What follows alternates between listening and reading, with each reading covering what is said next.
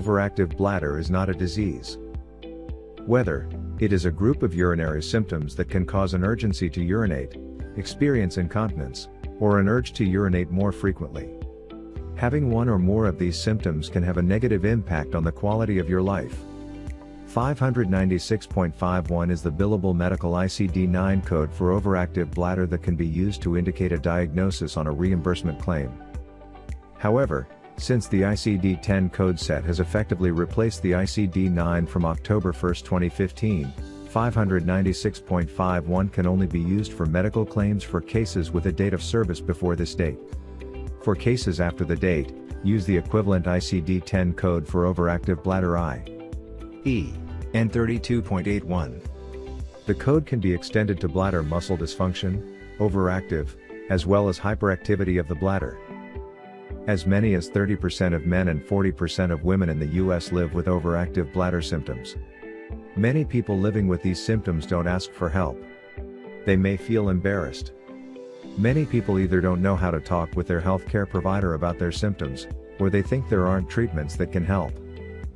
The good news is that a brief evaluation can determine whether there's a specific cause for your overactive bladder symptoms.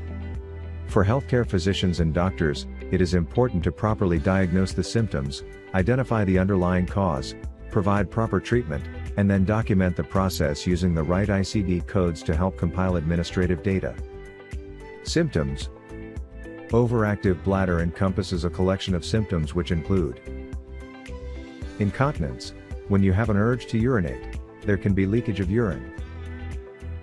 Frequent urination. There is a noticeable increase in the number of times you urinate compared to what you previously experienced. Urinary urgency.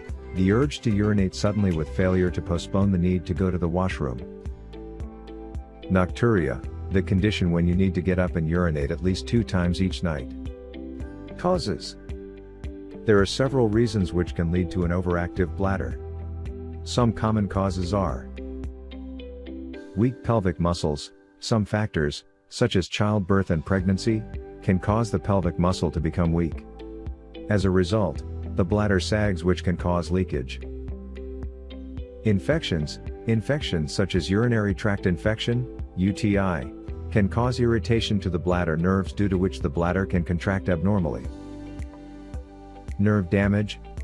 Some diseases affect your nervous system, which in effect disrupts the signals that are sent to the brain. Signals are sent to the brain and bladder sometimes, to empty at the wrong time. Alcohol and caffeine. Both alcohol and caffeine have a knack to dull the nerves, which affects the signals sent back and forth from the brain, leading to bladder overflow. Diagnosis.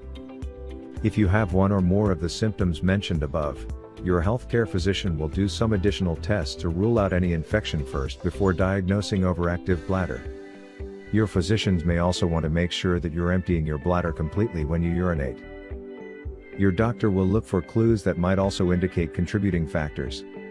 Your appointment will likely include a medical history, physical exam, which may include a rectal exam and a pelvic exam in women, urine sample to test for infection, traces of blood or other abnormalities, focused neurological exam that may identify sensory problems or abnormal reflexes.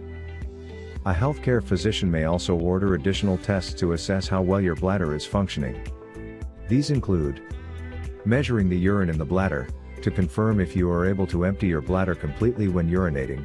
Your doctor may recommend this test to measure the amount of urine left after you urinate. Urine flow rate. Your doctor may ask you to urinate in a device called a uroflowmeter that catches and measures the urine, translating the data into a graph. This allows the physician to measure the volume and speed of your voiding. Bladder pressure. Cystometry is a test that measures pressure in your bladder and in the surrounding region as your bladder fills. During this test, your doctor uses a thin tube, catheter, to fill your bladder slowly with warm fluid. Another catheter with a pressure measuring sensor is placed in the rectum or, for women, in the vagina. The sensor tells how much pressure your bladder has to exert to empty completely.